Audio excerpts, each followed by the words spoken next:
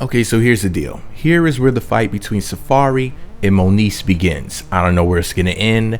I don't know if Nicki Minaj is gonna come back into his life, and then Nicki and Moniece, two of my favorites, are gonna go at it in the future. I don't know if Miss Nicki Baby and Moniece are gonna go at it because, you know, Safaree was over there dicking that down real good, allegedly tearing that ass up. You know, he likes them thick ones, especially if your name is Nicki. If your name is Nicki and you're thicky, Safaree will give you the sticky.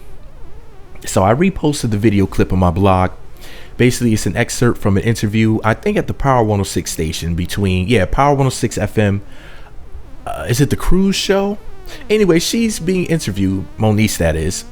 And, you know, she's talking about how she doesn't really work with Safaree despite the fact that they're both on Love and Hip Hop Hollywood season 3 together. They're both cast members of the show. She's in the intro, right? But then he's like, what is he, supporting cast or something like that, or a guest or whatever he is exactly? I don't know, because they have like, what is it, supporting cast members, guest, is it reoccurring? Yeah, it's main cast members, supporting, and reoccurring, if I'm not mistaken. That's what they call them on that show. And I think he might just be a reoccurring cast member, but he's still very important to, like, Miss Nicki Baby, Nicki Minaj. He's very important to her storyline because they have the whole triangle thing where they have two girls and a guy. Last season it was two guys and a girl with Milan and Amber and Sabrak, but now they switched it up and made it two girls and a guy. Wow, Mona, you're very creative. But anyways, in her interview, which I posted the clip of on my blog, Moniece basically said, you know, that she does not work with Safaree, and, you know, basically she was at the Games movie premiere, and when Safaree tried to come in, they were like, look, we don't have enough seats for you. There, you know, the place is at full capacity or whatever. They gave him a crazy excuse like that.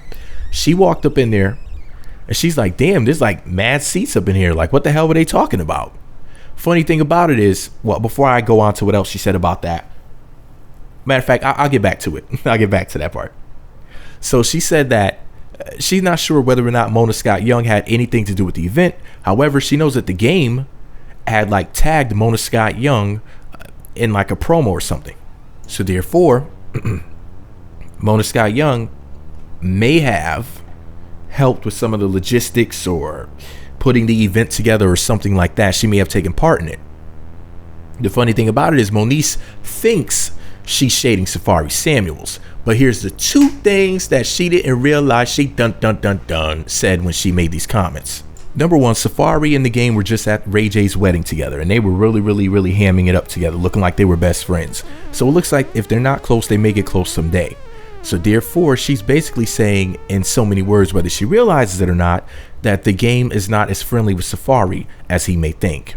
She may have not meant it that way. However, people from the outside are going to perceive it that way. Number two, she shaded the shit out of the game without realizing it. She should have never said that. The interviewer did not ask her to throw Safaree under the bus like that. Here's the deal. She's basically saying that the game's movie premiere was a fucking bust because there were so many empty seats. Either they went and got too big of a place to fill to capacity, or it was so shitty that people just didn't give a fuck about him or the movie. So whether she realizes it or not, she basically clowned the game. I don't think that was her intentions. But if you really think about it, she's like, oh, there were just so many seats in there. She thinks she's clowning Safaree. She's really clowning the game. You know, it doesn't sound like Safaree did anything wrong. She's making it sound like Safaree's so incredibly irrelevant. Like, they just turned him away because he's a nobody. Like, why would we want him here? He'll just come in and stink up the place. Who the fuck is Safaree Samuels? Never heard of him. Never heard no goddamn Scaff Beezy. Is his name on the list? Nope, didn't think so. That's the way she's trying to make it seem. However, it's making it sound as if Game's event wasn't shit. Not that she meant to say that, but this is all my opinion. What the hell do I know? But remember, this is where it started. Whatever happens from here, remember, the ball is in Safaree's court. In general, Safaree seems to be a pretty peaceful and mature gentleman. I don't think he's going to say anything back yet, but the Love and Hip Hop Hollywood Season 3 reunion show, it might be brought up. All of Mo's beefs from the year, because Mo stays in Mo beef than anybody else. She is one beefing ass. She's as feisty as she is fine, but that's just my opinion. I'm still hashtag Team Mo, but baby, you were dead wrong with that. Safaree's that dude. Dead wrong. This is all my opinion. What do I know? Let me know what you think about it all below. Be sure to subscribe to the Meat Magazine YouTube channels. Visit meatmagazine.blogspot.com for more. Follow me on Twitter at Meat Magazine.